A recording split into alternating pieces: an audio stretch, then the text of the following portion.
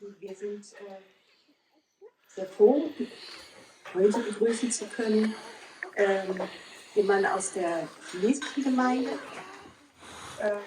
Das ist City. Sie ist aktiv in dem Mio-Flower Center Chan-Buddhismus.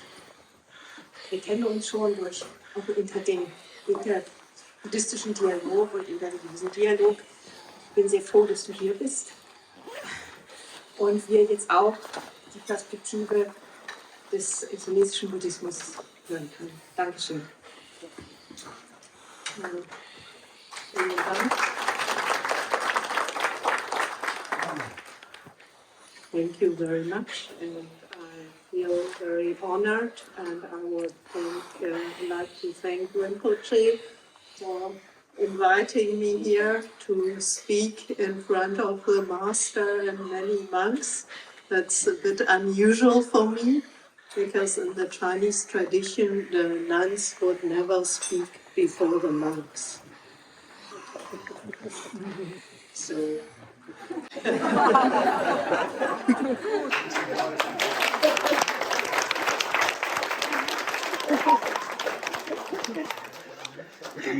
Yeah, so I'm not familiar with the Tibetan tradition at all. I came here once before for the inauguration of the stupa in 2018. That was the first time I visited here, and also the time I just came back from Taiwan. I spent 14 years in a monastery in Taiwan with a teacher who ordained more than 2,000 monks and nuns. So that was a huge community. And before that, I ordained in 1998 in Plum Village. And I spent the first 6 years of my training in Plum Village. And in 2018, I came back to Germany because I felt very inspired from the teachings of my teacher in Taiwan. And I wanted to share this teaching of the Chan tradition with people in Germany. So I have a small meditation center in Berlin-Spandau, where we give meditation classes and teachings in basic Buddhism and also other activities. And 2 years ago, I founded another Chan monastery, which is located in Brandenburg, near Bogen. That's between Frankfurt and Cottbus. And there's another Theravada nun who's doing the monastery together with me. So, yeah, I feel very honored to be here, and I would like to introduce a little bit of Chinese chanting. And I see there's quite a few Chinese practitioners in the audience, and I would like to invite you to chant with me. We will. No, there are songs in Chinese.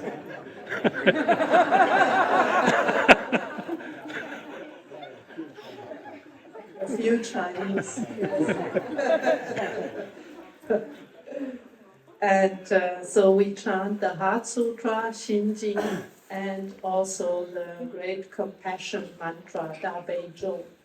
And so who knows the chants anyway, Chinese or Tibetan or German or any other person is welcome to join. It's just a short chanting, and those are the chants that are usually in the morning and evening chanting every day in the Chinese tradition. So just enjoy the chanting.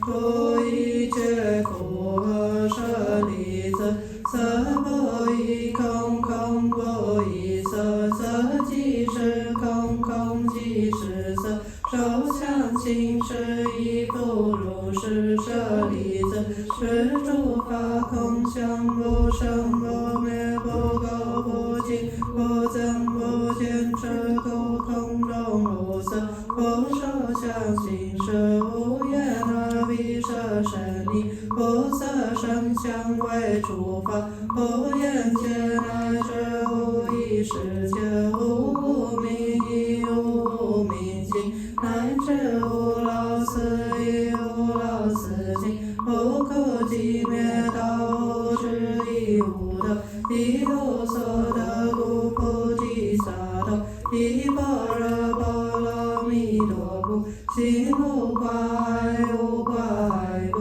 无有空故，远离颠倒梦想，究竟涅槃三世诸佛，依般若波罗蜜多故，得阿耨多罗三藐三菩提，故是般若波罗蜜多是大神咒，是大明咒，是无上咒，是无等等咒，能说一切苦真实不虚，故说般若波罗蜜多咒，即说咒曰揭谛揭谛，波罗揭谛，波罗僧揭谛，菩提萨婆诃，南无本师那多那呀耶，南无阿利耶，波罗揭谛娑婆拉耶，菩提萨埵婆耶，摩诃萨埵婆耶，摩诃迦卢尼迦耶，恩萨婆罗巴耶，苏达那达夏，南无悉揭利多伊蒙阿利耶，波罗揭谛波罗楞多婆，南无那那谨墀悉利摩诃婆多沙弥萨婆阿多多输婆，是云萨婆萨埵，南无婆萨埵，南无婆伽摩诃特多等正他安那波罗悉，婆伽帝迦罗帝悉利摩诃菩提萨埵，婆萨婆摩那摩那摩悉摩悉利陀云俱罗俱罗见王陀罗陀罗发舍耶帝，诃发舍耶帝，陀来陀来帝帝尼舍婆拉耶，遮来遮来摩摩发摩拉，帝帝悉悉舍那舍那阿那僧婆来舍利发萨发僧婆来舍耶，罗诃罗摩那诃罗诃罗悉利走来走来悉利悉利苏噜苏噜菩提耶菩提耶，陀耶波陀耶弥帝利耶那那谨墀帝利舍尼那婆耶摩那萨婆诃悉陀耶萨婆摩诃悉陀耶萨婆诃悉陀耶舍婆拉耶萨婆那那谨墀萨婆诃摩那那那萨婆诃悉拉僧阿摩切耶萨婆萨婆摩诃悉陀耶萨婆诃遮悉拉悉陀耶萨婆波陀摩揭悉陀耶萨婆诃那那谨墀婆伽拉耶萨婆摩诃利胜揭拉耶萨婆诃南无汉那达那多那呀耶，摩利耶波罗揭谛娑婆拉耶萨婆诃安吉莲那曼达拉巴陀耶萨婆诃。The last one was the Great Compassion Mantra, and that is said to be spoken by the Bodhisattva Avalokiteshvara and has the power to bring compassion to all beings. And here we gather here also for this ceremony to bring peace to the world, and peace to the world we can only bring when we find peace in ourselves. So before we listen to more words, I think it's a good moment to do some meditation, and I would like to invite you to join the Metta Meditation together. And when we practice together, we can generate that good energy of metta, that is loving kindness, and try to open our heart to, of course, to bring metta to ourselves, but most of all, we try to open our heart up and bring metta to all beings in the world. Beings that we know, people we know, but also animals, beings in the ghost realms, in the heavenly realms, and in the hell realms.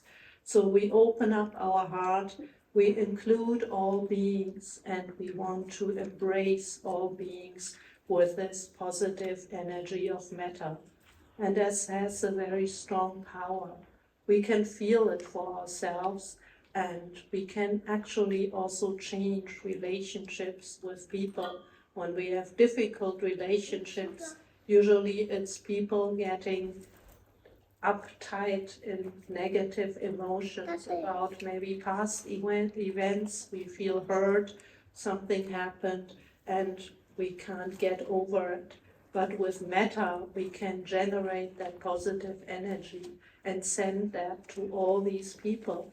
And when we do that long enough, we have to be patient, then we can even change that relationship to those people that we found difficult. But I will tell you a story about that from my own experience, but let's do the practice first. Let's try to find a comfortable position for your meditation, and we close our eyes, and first of all we follow our breath. Just follow the breathing.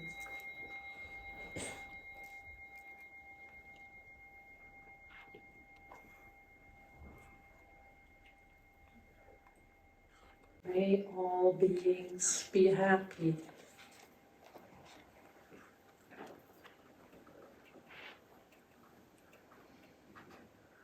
May all beings live in peace and security.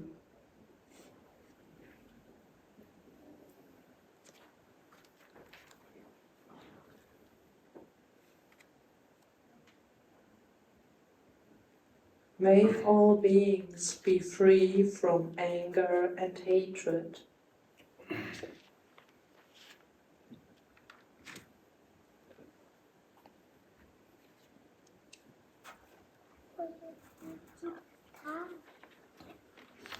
May all beings be loved and respected.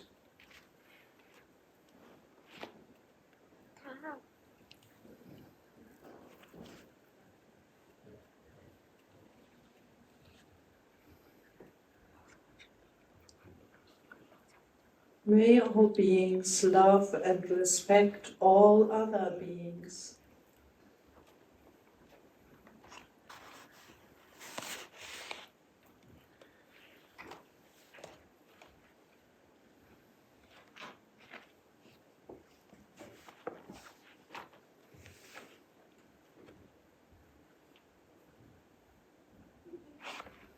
May all beings be content and at ease.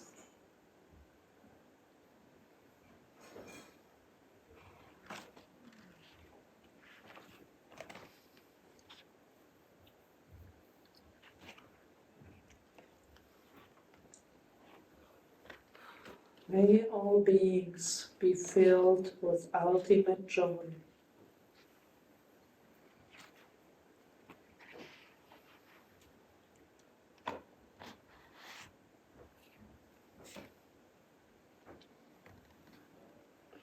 Now we look at all beings. May all beings, near or far, near, that is all the people in this room, people we see in this room, we feel the presence. People who are working behind the scenes, in the kitchen, in the offices, all people here in the premises of Bodhicharya.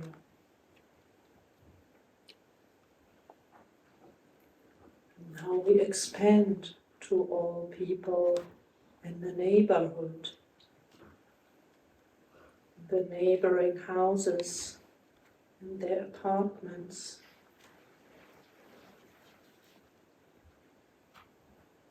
People and also animals, domestic animals and wild animals. People in this neighborhood, and we expand further. People in all over Berlin. All these people, 3 million.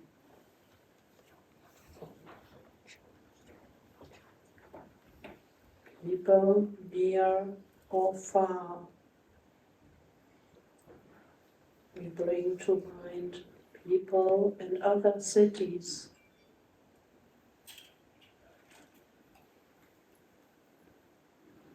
In other countries, far away. Can think of people we know and live far away, but also all the other people that live far away here, somewhere on this planet.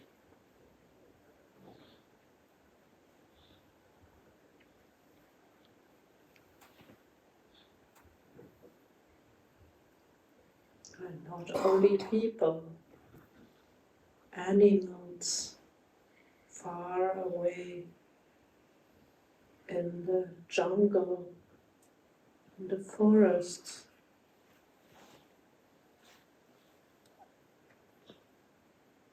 or animals in the depths of the oceans.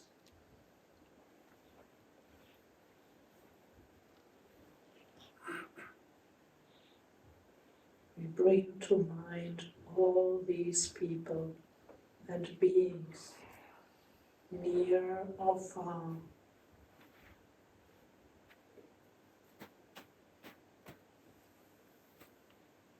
Beings visible or invisible. Visible human beings. So many different kinds of human beings. Old, young, different skin colors, different backgrounds. All these different kinds of people. And different kinds of animals. Dogs, cats, birds, rabbits, cows, pigs, chicken, and many more.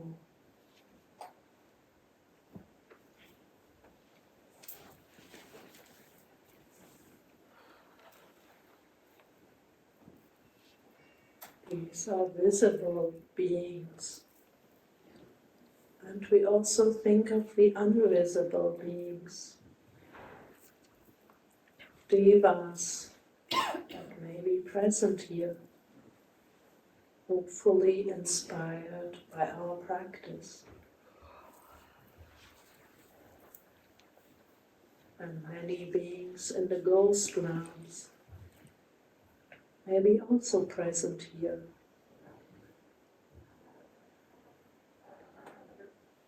Beings in the hell realms suffering badly.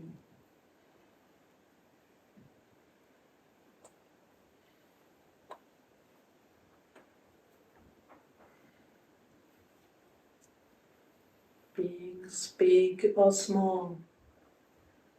We think of tall humans tall and big humans.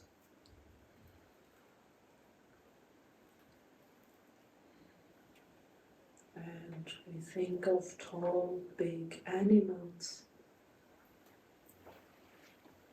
elephants,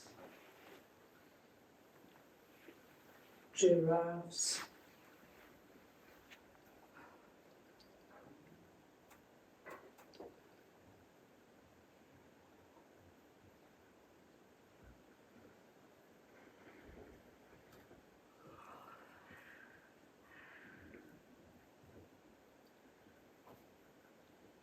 then there's the small beings, and of course all the ones in between,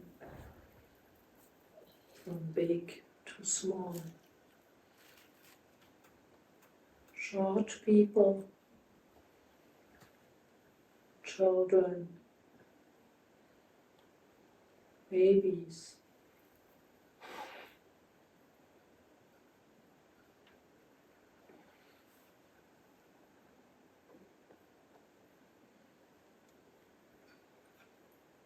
and very small, tiny animals like ants, little flies, tiny beings.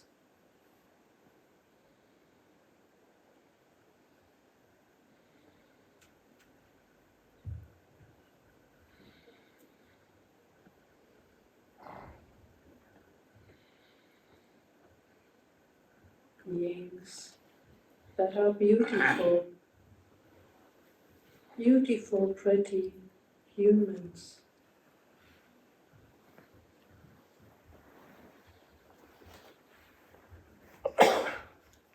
And very pretty animals, colorful birds,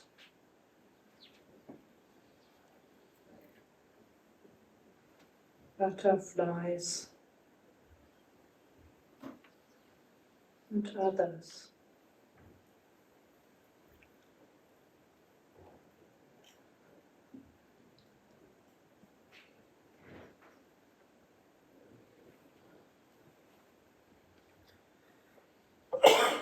And humans that don't have so pretty features.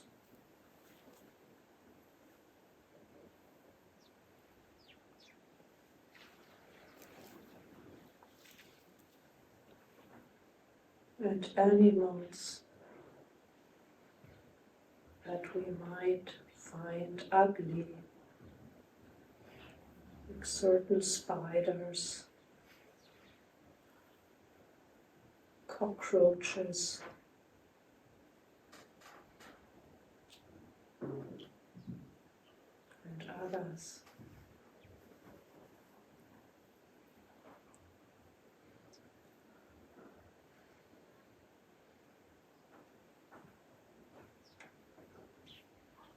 Beings that are strong, like strong humans.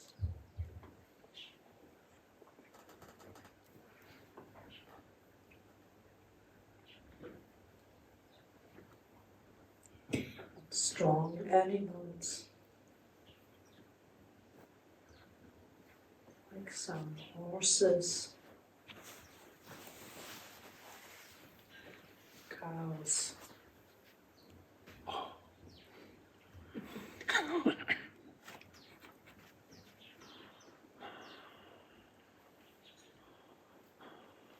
and some fragile humans, sickly people, thin and weak.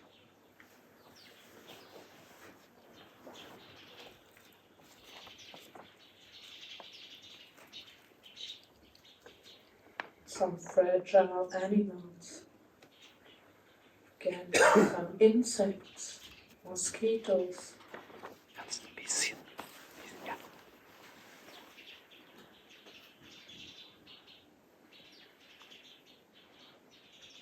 powerful or weak. Think of people in power.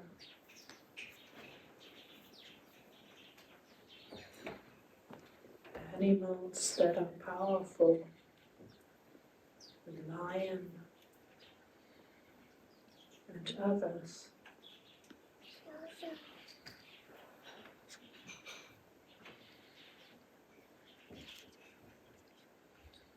And weak people and weak animals. Animals that are the prey, like maybe mice, rats, tiny birds, and fish.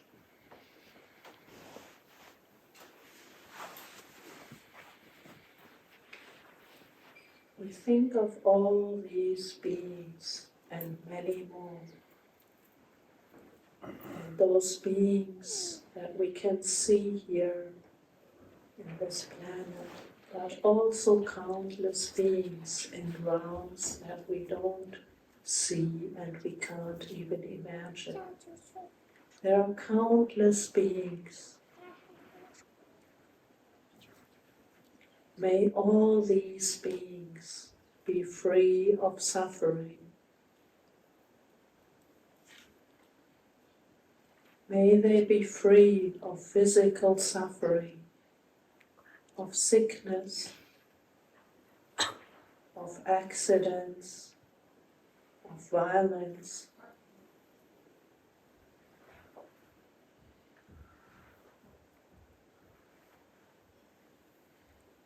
May all these beings be free of mental suffering, like stress, fear, grief,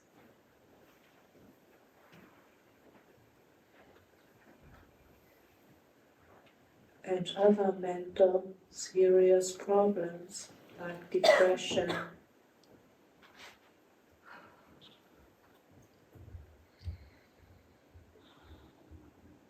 other schizophrenia, other problems.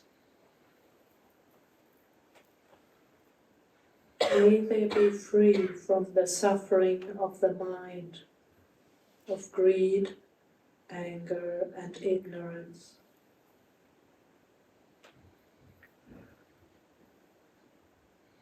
May all these beings take refuge in the three jewels.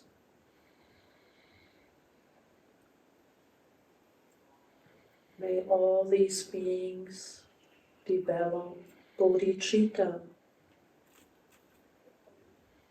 nourish their bodhicitta, and all accomplish the way to Buddhahood.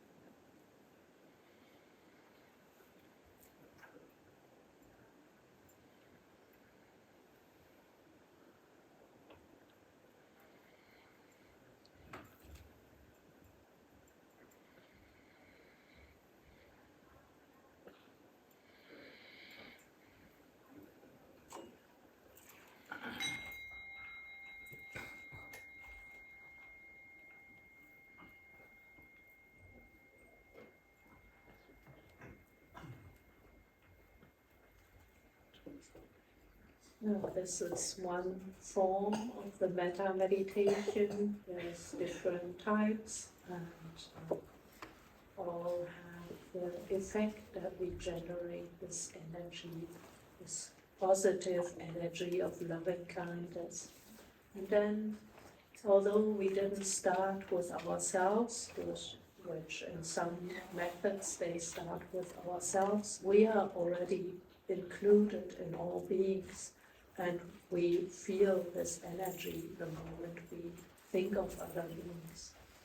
And if we wish to have peace in the world, it's the only thing we can do is to start our own practice. We cannot change other people. we can start with ourselves, and we see how often do we have war in ourselves. We battle against our greed, our anger, our ignorance, and we are losing the battle, and then we get angry at people when things don't go the way that we want. We say things out of anger, and we harm others, and most of all also ourselves. So anger is a big part of the practice. It's very important to learn how we can deal with our anger. And so we can do the Metta Meditation every day to generate that positive energy. That is one way. The other way is to look at ourselves, to always observe our mind and to see what is going on in ourselves at this moment. And that is a practice that is not only on the cushion when we do our morning meditation, but that goes on all day long. We try to be mindful not only of the tea that we are drinking. That is also part of the practice, to be mindful every moment of our life, to be aware. Buddhism is about awareness. Buddha means the aware one, the enlightened one. Fully complete, enlightened one, fully aware one.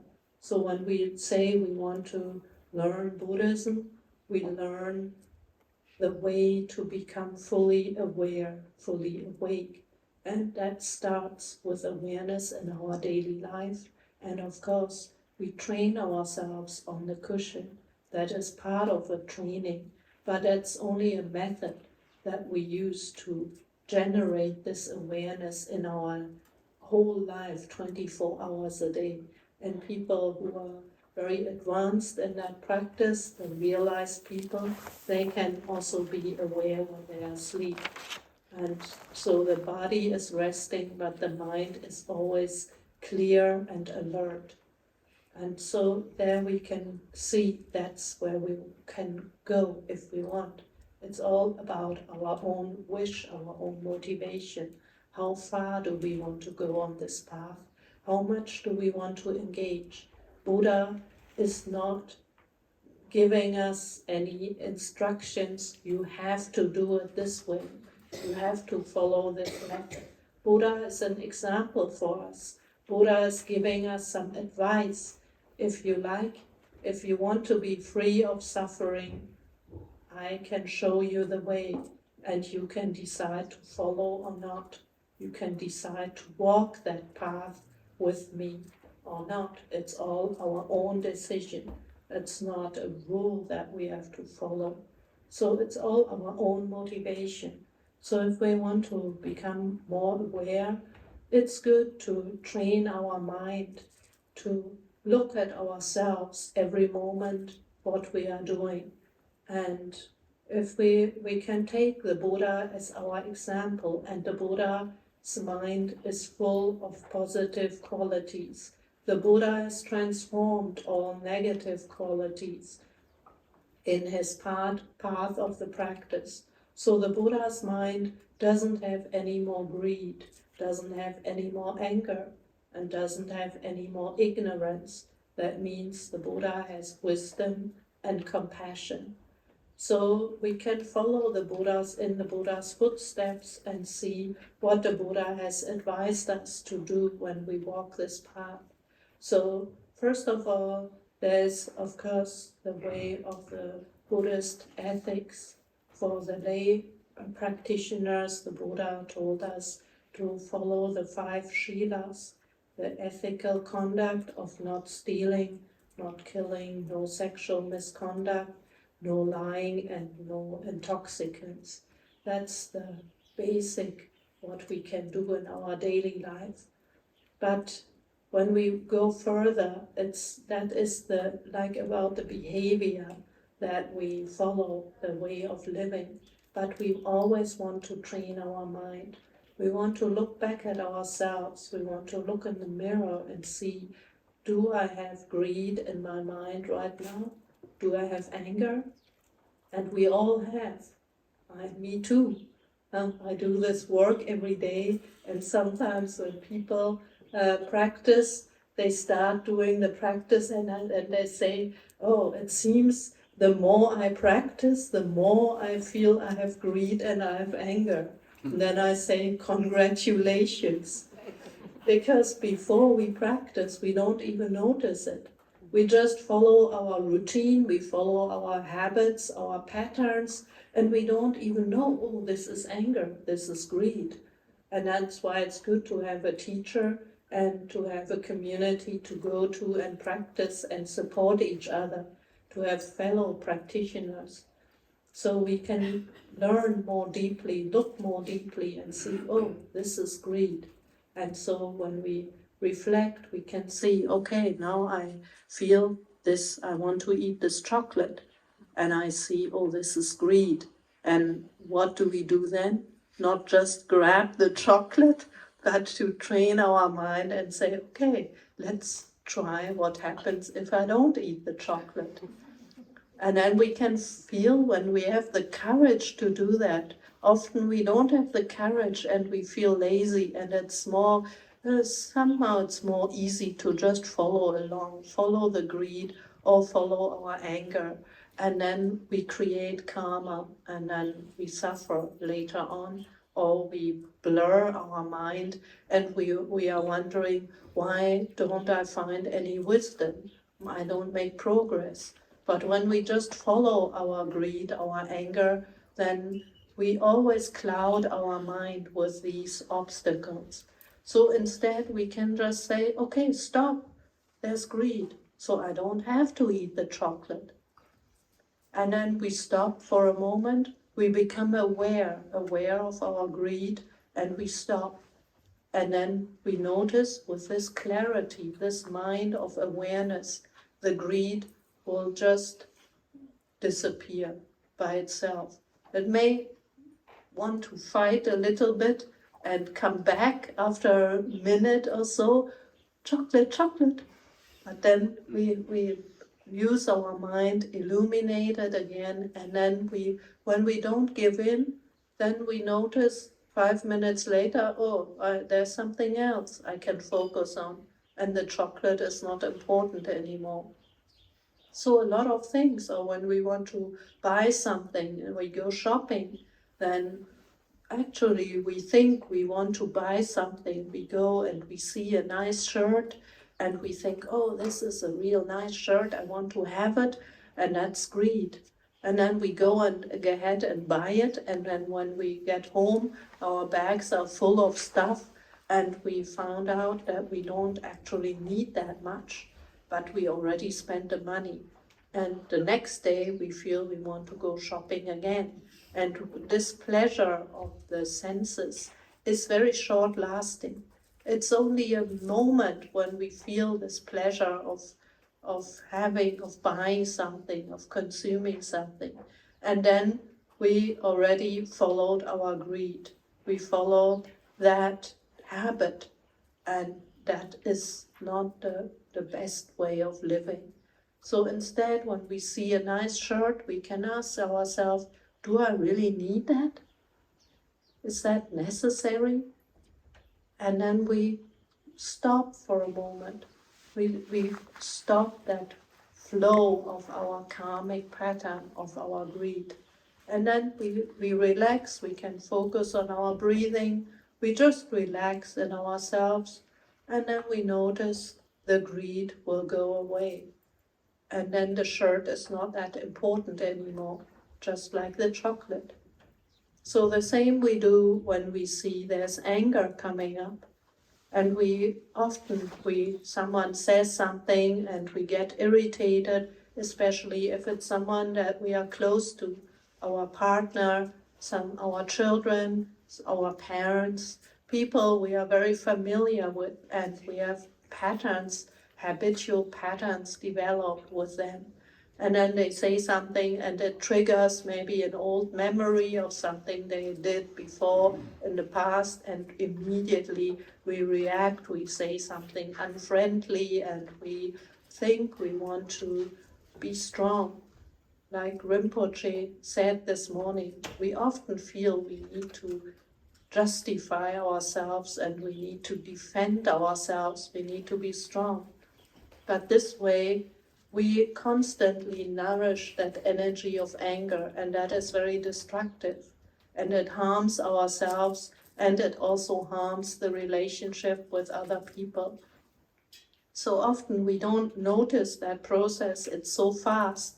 And when we said something, maybe afterwards, we can reflect again. So that's why it's important to always reflect on our actions of body, speech, and mind, even though it's fast and we follow our habits. But later, when we go back to our room or in the evening, we can think back about what I did today. And then we can notice, we look at ourselves with a lot of honesty.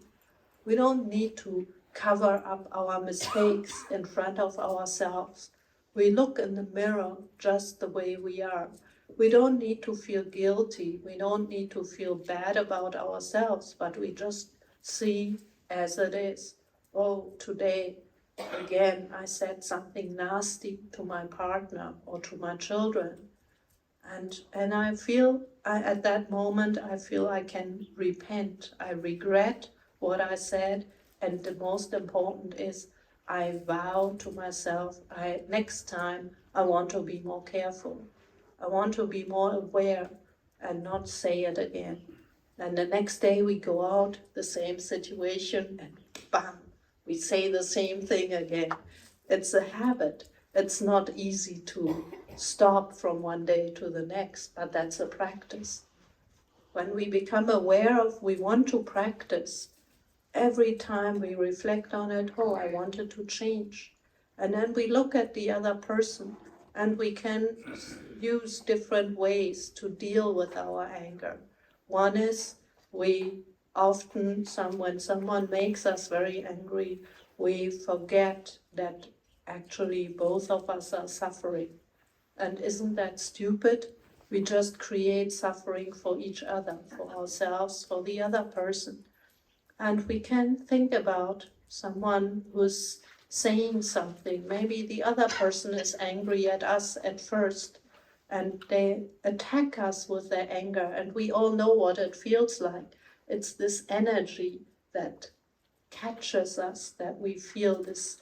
It's a kind of violence that comes over in words and also in the mind of the person. Sometimes someone who is very angry doesn't even need to say something, and we can already feel it, and it doesn't feel comfortable. And it triggers our own anger in our mind. But the Buddha said, there's a story in the sutra where even the Buddha wasn't free from being assaulted by other people. So the Buddha is just a person who has wisdom to deal with this kind of situation in a different way from us, in a wise way, in a compassionate way. So there was this guy who came up to the Buddha, and maybe he was jealous or whatever. Sometimes when people do good things and they become, others see that people respect them and follow them, they get jealous and they want to make themselves known and they want to destroy them. So there was this guy who wanted to harm the Buddha, and he came up to the Buddha and he yelled at him and he said a lot of accusations to the Buddha, and the Buddha just didn't respond. He just sat there in silence and he waited, and the guy went on and on and on and on. But once you get no response, at some point you get tired. It's like a baby that is crying. When you don't get angry at the baby or a small toddler that is naughty, that wants to catch your attention and wants to play with you. And if you don't play, at some point they get bored with you. So this guy, at some point, he just got so tired. And then he stopped. And the Buddha asked him a question. If you give a gift to somebody and the person doesn't accept it, what happens to the gift? Do you take it back? And he said, yes. He was quite surprised. What is this? What does this have to do with what I just said? But he was surprised and he said, yes. So the Buddha said, well, you just gave me the gift of assaulting me, but I don't accept it. So the bad result will just come back to yourself. So in this moment, he realized that he couldn't harm the Buddha.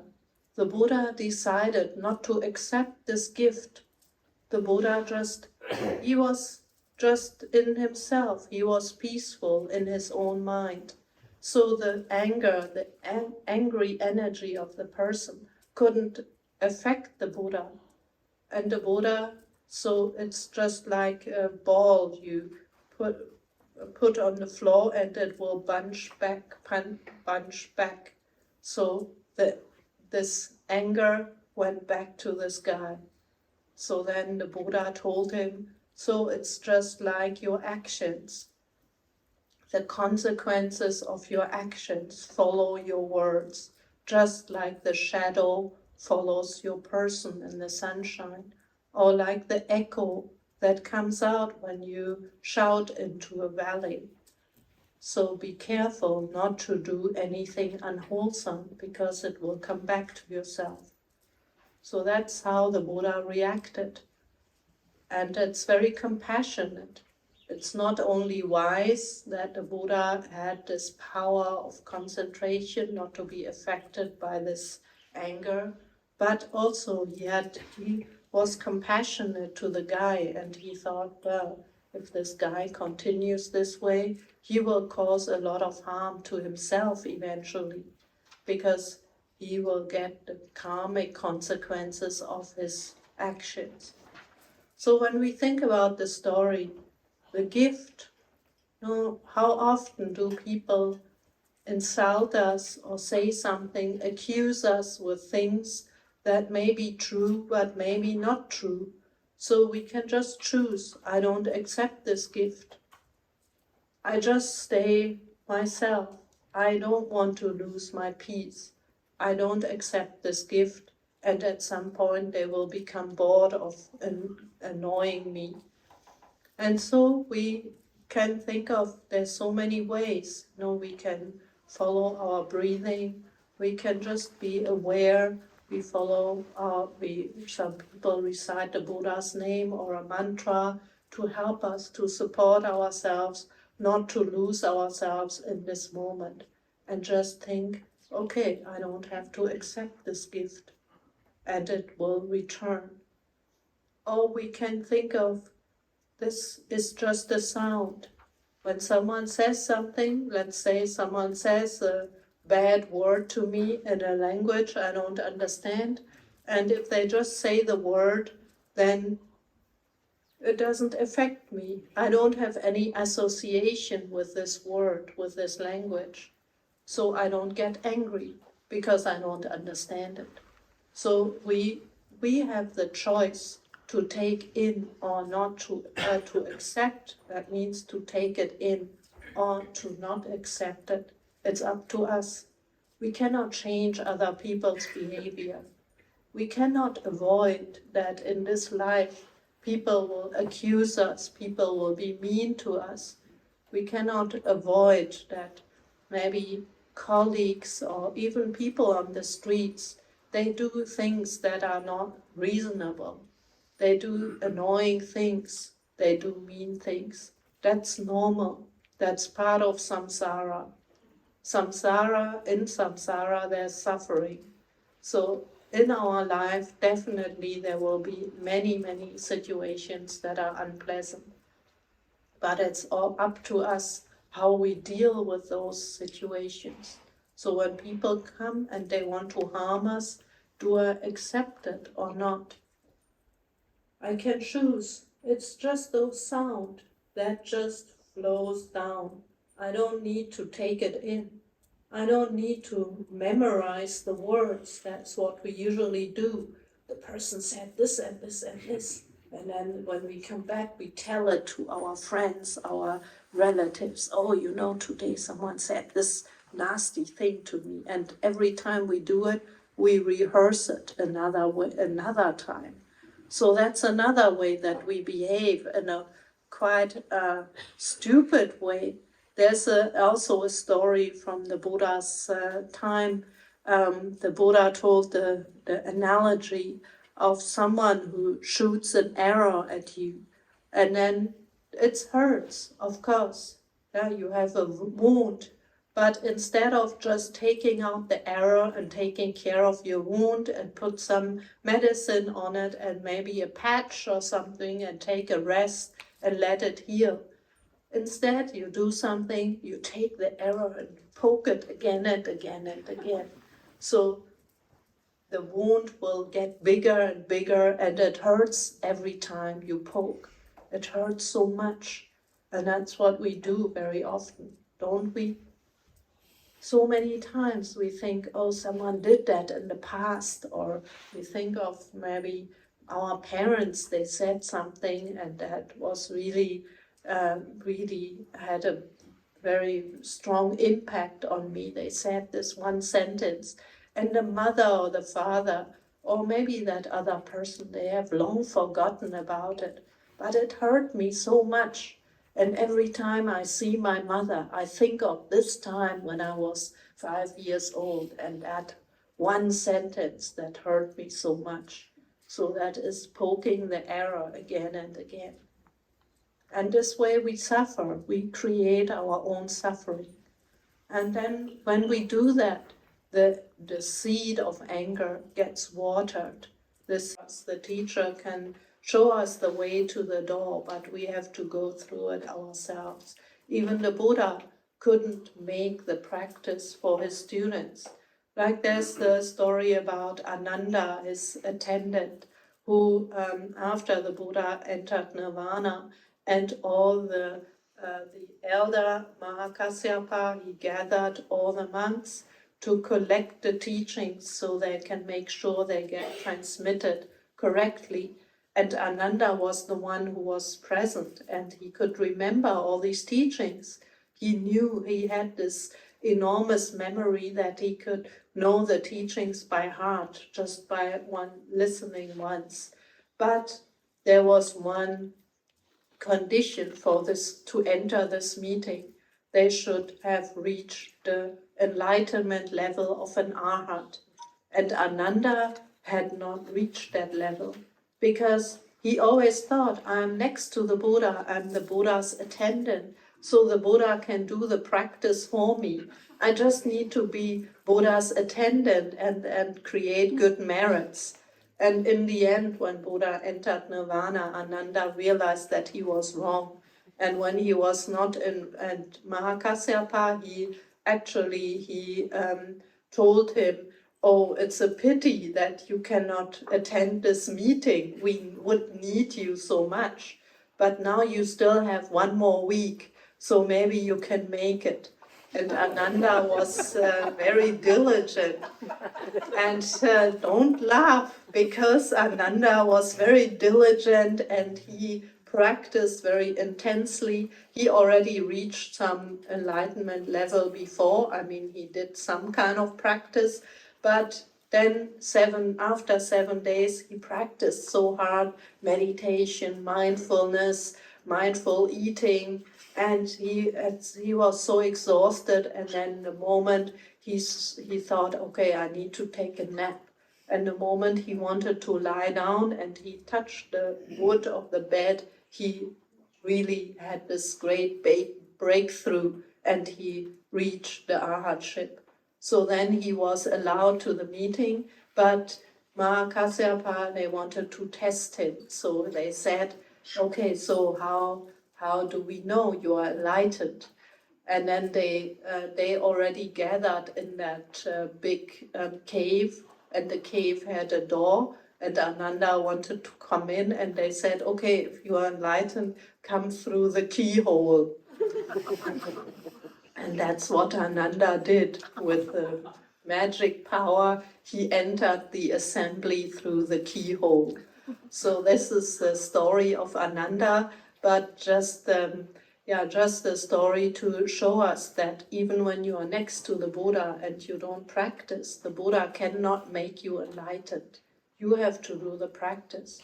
So the same as when we want to solve our problems, when we want to deal with our anger, we really have to work with it. We have to do the practice. So the metta practice, or I'm sure in the Tibetan tradition you have similar practices, just do it.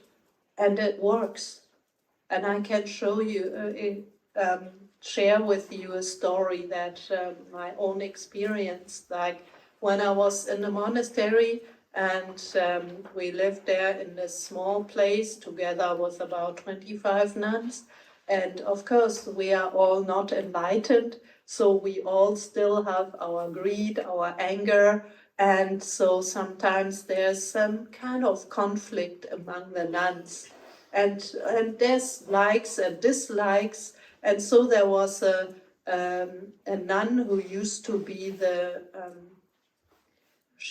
there's a structure in the monastery, there's the abbess, there was a director, and under the director there was a position that is called the mindfulness instructor or disciplinary. So that was the nun that had to make sure that everyone gets up in the morning and fulfills their duties, and if someone didn't come, to go to their room and knock at the door and say, today is your turn to play the instrument. And so this nun was in that position. And the positions are not forever. So after a while, the abbot assigned me to be in that position, and the nun was angry at me. She couldn't accept that I would take her position, and she was just a normal nun. So she tried to do all kind of things behind my back and talk bad about me and say a lot of nasty things about me. And I could feel every time we met in the dining hall or wherever, her look was full of anger towards me. And it felt very uncomfortable. And she actually had the room next to me. So we saw each other all the time. And I felt very uncomfortable. But then I thought, well, there's no way. No, I have to practice. I have to change myself. So I did the Metta Meditation. Actually, I did another form where you visualize the person smiling at you. That's part of the practice of the Brahma Viharas, where you visualize people smiling. And so in every meditation, I did that. I visualized her face smiling at me. And at some point, like a few weeks later, suddenly someone knocked at my door, and I thought, oh no, what did I do wrong this time? And she stood at the door, and she had two sets of this under set of clothes, and she looked at me very friendly, and she said, oh, I have too much. Do you want to have it? And I realized, wow, that's the way to make a good connection with me. And although I didn't need the robes, I accepted, because that was my way to accept her apology. And that's in the tradition, in Asian traditions, you don't discuss matters like you sit down and say, you said this and you did this, but it's more like a very subtle way of how you communicate. So the way I knew she would stand there with the robes was like she was trying to reconcile with me, and I accepted. And I felt very blessed, because from then on the relationship totally changed. And I felt that was the result of my compassion meditation, but I needed to have the patience to do it for a few weeks in a row, very intense. But in the end, no matter how long it takes, the practice will bear fruit. And what we do in our own mind affects other people in a way, in a very subtle way. And there's another story that is from one of our practitioners. Actually, her mother was in Taiwan, and she had her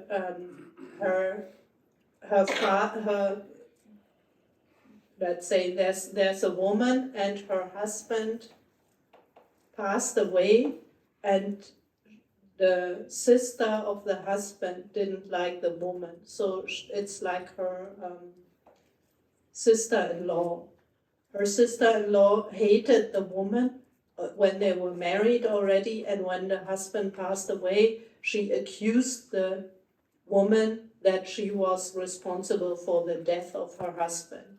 And you can imagine she was very devastated because she loved her husband and she was sad enough that her husband passed away due to some illness. And then there was this sister-in-law who was very nasty, and they started to spread bad rumors about her and really did a lot of bad things. And she was a Buddhist, and she recited the sutras, and she always transferred the merits, dedicated the merits to this sister-in-law. This morning we heard about the importance of dedication of the merits. So she did that. Every day she recited the sutras. And then again, after a few years, suddenly she noticed the relationship changed, and the sister-in-law called her and just asked her nicely, "Oh, so how are you doing?" And she knew at this moment that the relationship has changed. And later she became a nun because she was so very fascinated how the practice works, that Buddhism really works. It's a tool, and when we use it, it works. It's very simple. We just have to do it. And the practice is so joyful. It's not just like, oh, this hard practice, I need to sit down and meditate, because we need a little bit of discipline. But when we start going, it's like you do a sports, you do jogging or whatever kind of sports. In the beginning, when you never do sports, it's a bit tiring.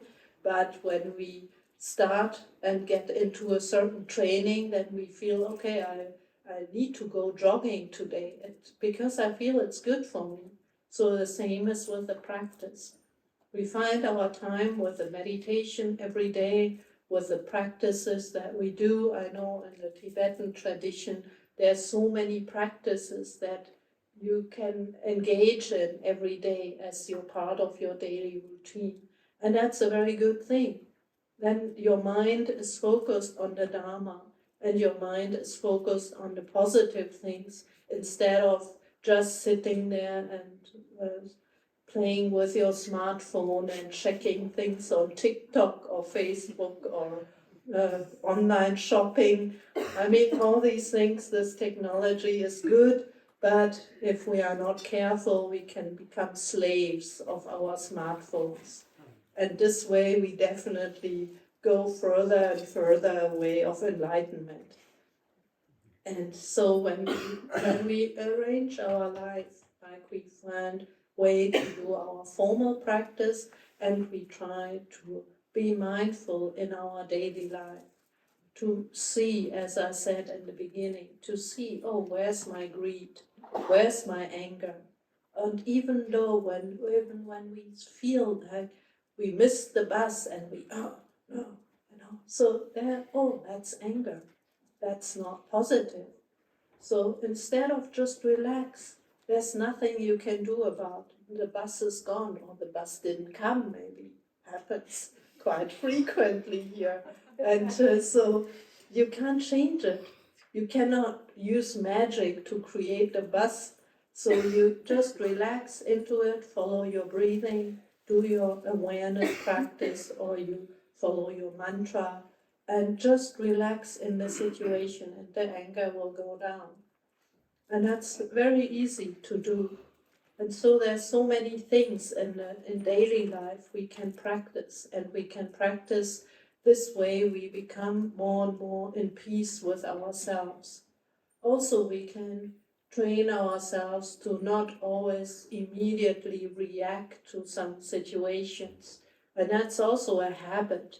Like we see something, immediately we comment, oh, this is nice, this is good, or this guy is bad, or this, especially in the news and also nowadays in the social media. You see something immediately, yeah, right, I agree, or you write a nasty comment, and because in social media it's kind of anonymous, you feel you dare to write a lot of negative things because nobody knows you and you just feel, oh, what is on your mind is coming out in your words.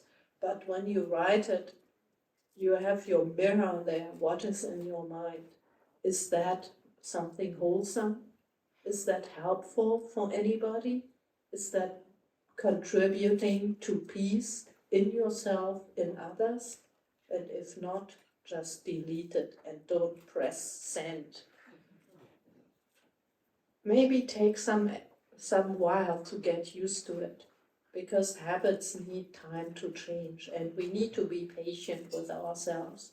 It's not about, okay, we become very strict and rigid. Then some people do that when they get very enthusiastic about the practice in the beginning and they become very strict with themselves, and then after a few weeks or a few months, maybe some people last a few years, they get tired and then they drop the practice and they turn away from the Dharma, and that's a pity. So we need to find also the joy in the practice, and also to be kind to ourselves, to give ourselves space, to have the time, also the patience with ourselves, that we need time to change, and we persevere in the practice. We continue to always be aware, to not let our mind be carried away all the time by all the things in the outside world, what we see, what we hear, what we taste, the food, the smells, the touch, the temperature, and our memories and thoughts about the future. Those are the six senses. And we don't notice, we just get carried away in the outside. But instead we bring ourselves back to ourselves, to our breathing, to our practice, and eventually to our awareness.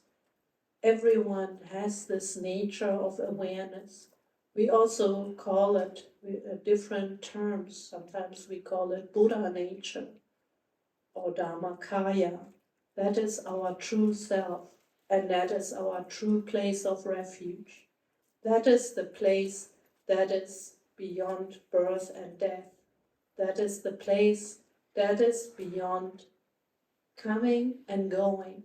So that's where we can retreat to, where nobody can harm us, where we can find true peace, not related to the outside world. So when we find back to this nature, how do we do it? Where is it? It's the mind that is listening to the talk right now. Just this listening, without judging, without thinking. Just this presence of listening. And then it's going inwards, not outwards to the sound, to the words, but inwards to the listening, the being present, the awareness itself. And that's a different mode of living. That's what the Buddha wants to teach us. But it's difficult to teach because it has no words, but yet everyone has it, this true mind or this pure mind. It's here right now in everyone. We all have it. There's nobody who doesn't have it. But we just need to turn inwards, not be lost in the senses, in our memories and in our thinking, in our analyzing mind. That mind we can use but what is at the base is our true mind. And this true mind has a different mode of operating. We can be, once we find back to this piece of, this part of peace within ourselves, we can see that this is very powerful. It has no limits. There's no limit of space and time. There's no limit of birth and death. So that is the point of the practice, that we come back to this true mind. And then this is the mind that is the Buddha mind. Once we find it, then there's only one way, all the way straight to Buddhahood. No matter how long it takes, because time is also relative. Time and space is relative. So it's the only thing that counts is coming back to this present mind, this mind that is not lost in thinking, this mind that is just aware, just present, the knowing mind. It's just knowing, without thinking, without judging, without this is good, this is bad. It's just the knowing, just the listening to the talk. And that's the key. And we can try when we are calm, when we have a quiet space, we can try to just turn inwards and not deliberately looking for it. Yeah, you have to be relaxed, but when you turn inwards, at some moment you will find it. And then you know, oh, this is what the Buddha is talking about. And it's very rewarding and very powerful. And this power you can use for your further practice, and then you know where you want to go. So in the stories, a lot of chant stories, there's these, the stories where the master and the disciple, they meet each other, and then the teachers, they usually, with some very strange methods, they want to stop the students from using their thinking mind. So there's, for example, this is made up, but for example, someone asked the teacher, what is the meaning of Buddhahood?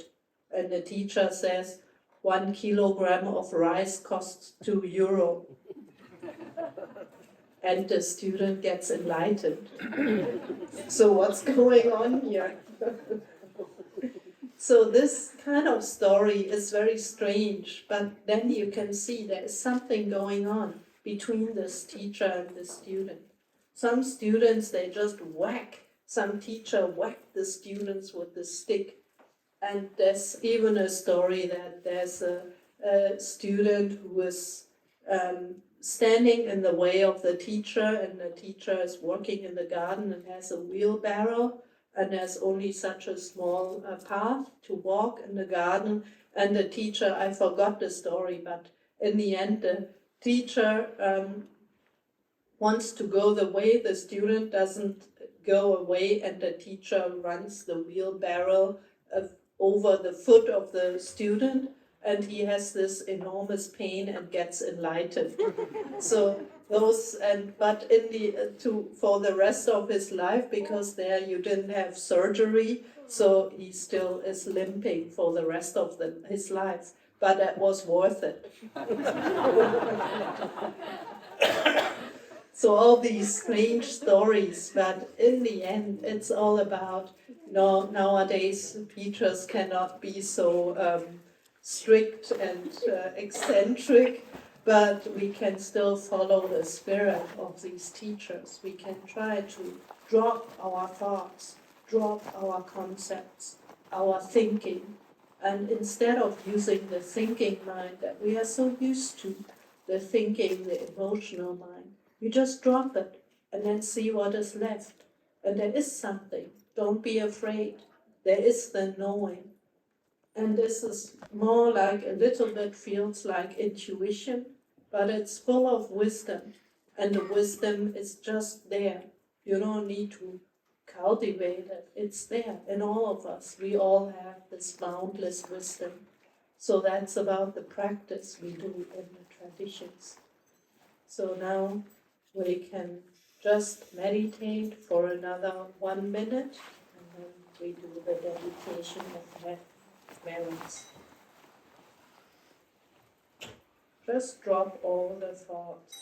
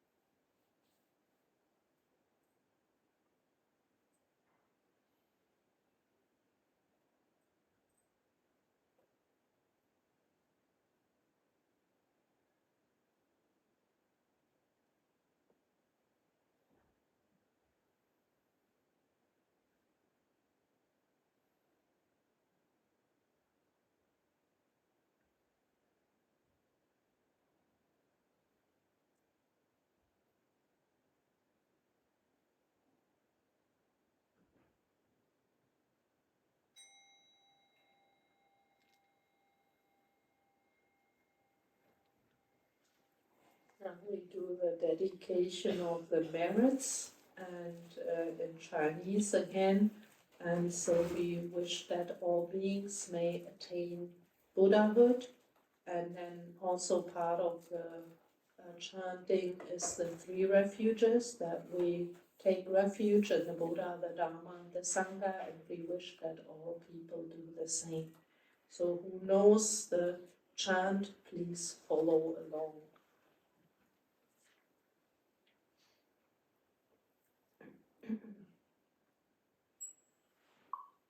Sutra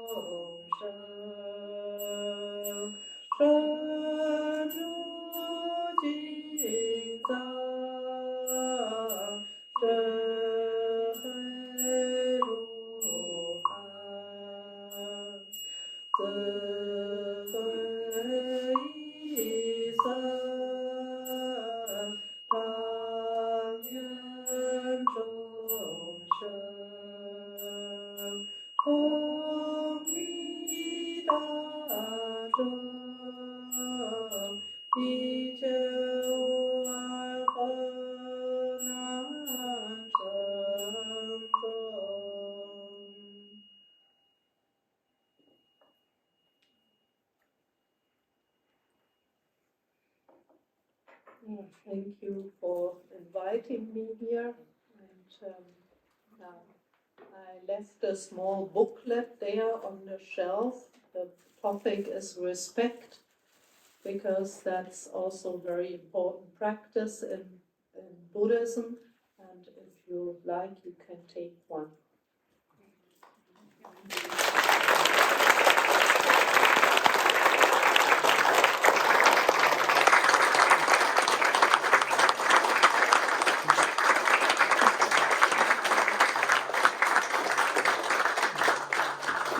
Thank you very much for being with us and giving us all this information. It was very impressive. Thank you.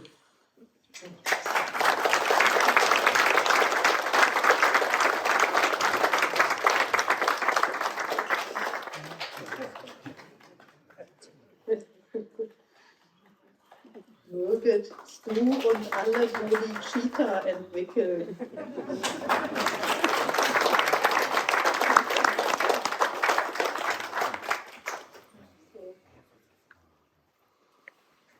Thank you very much.